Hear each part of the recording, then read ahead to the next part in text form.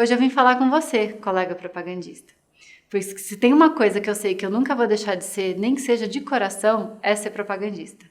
Então, frente à situação crítica que a gente está vivendo e nesse cenário inédito e altamente instável, eu quero dividir com você algumas percepções, preocupações e, claro, algumas dicas que podem te ajudar a passar por essa fase da melhor maneira possível. Não sei se você reparou, mas essa é a primeira manifestação oficial do Receita de Propagandista sobre o coronavírus.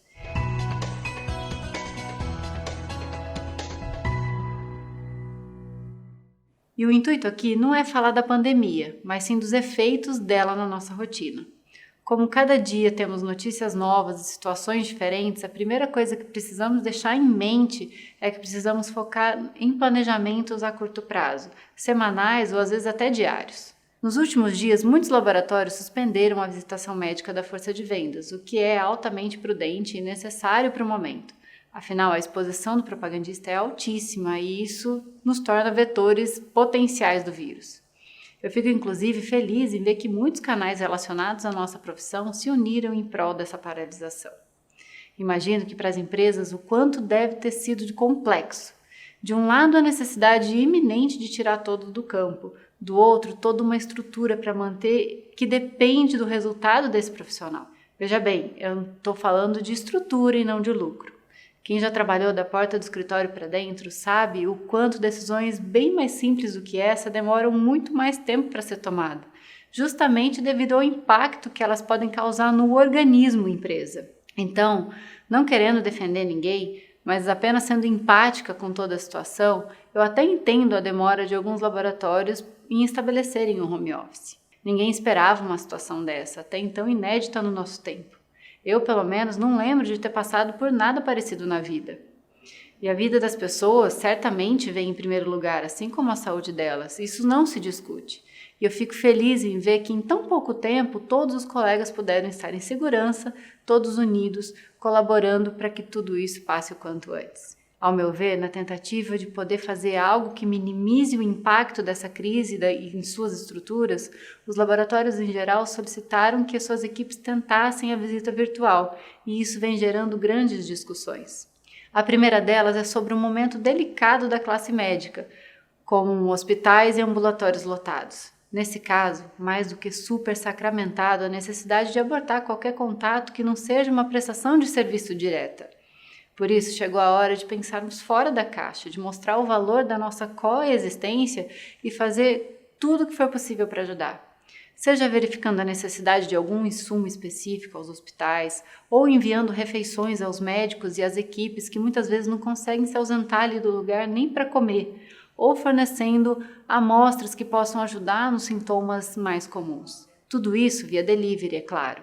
Já tem inclusive orientações de como receber essas encomendas, minimizando os riscos de contaminação. Depois eu posso até gravar um vídeo sobre isso. E isso tudo, claro, com o consentimento do gestor e dentro das regras de compliance da empresa que você trabalha. Para os médicos de consultório, eu creio que seja muito importante estabelecer o contato virtual a fim de se colocar à disposição, reconhecendo a importância da profissão, mostrando o quanto entende que esse momento é delicado. Caso haja solicitação para enviar algum material, para esclarecer algum ponto ou simplesmente conversar, atenda. Precisamos ter um pensamento de acolhimento nesse momento. A gente não pode esquecer do ser humano por trás do médico, e para eles essa situação toda é muito sensibilizante. Caso haja alguma interação e o médico der abertura, pergunte se ele aceitaria receber essas visitas virtuais. Deixe o médico à vontade para decidir se ele quer ou não, mas dê a chance de ele se posicionar. A partir do pressuposto que nenhum médico aceitaria, também é complicado. E essas visitas não necessariamente precisam vir cheias de mensagens de venda, pois elas se perderiam rapidamente na memória. Use esse tempo para abordar aspectos diferentes, para escutar o médico e entender como pode estreitar esse relacionamento com ele.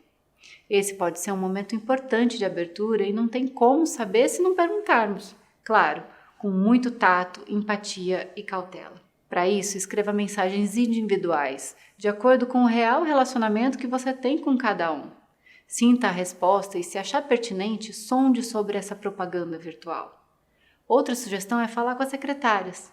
Entenda como andam as coisas por lá. ofereça auxílio no que for possível, estreite o seu relacionamento com elas e de maneira genuína, é claro. Antes mesmo de gravar esse vídeo para você, eu conversei com vários médicos de várias regiões perguntando a opinião deles sobre esse assunto e, para minha surpresa, boa parte deles disseram estar confortáveis com o contato virtual dos propagandistas nessa situação. Nessa interação, 2 pontos ficaram bastante evidentes nas respostas. Muitos deles se referiram aos reps que estão sempre presentes e à condição desse tipo de visita que aconteça só enquanto a situação não estiver controlada. Ou seja, os médicos dos quais eu conversei valorizam muito o relacionamento bem construído com os propagandistas e não querem de jeito nenhum que as visitas presenciais sejam em algum momento substituídas permanentemente. Alguns laboratórios já tentaram fazer essa substituição e a ideia foi muito refutada. O contato humano é insubstituível desde que você ofereça o valor ao que se propõe a fazer. Aí vem a questão da pressão que algumas indústrias vêm fazendo para que as visitas virtuais de fato aconteçam. Essa é de fato uma questão muito delicada. Para os médicos que aceitarem esse modelo, ótimo, faça da melhor maneira possível, respeitosa, agregadora, sempre. Para os que não aceitarem, tá tudo bem.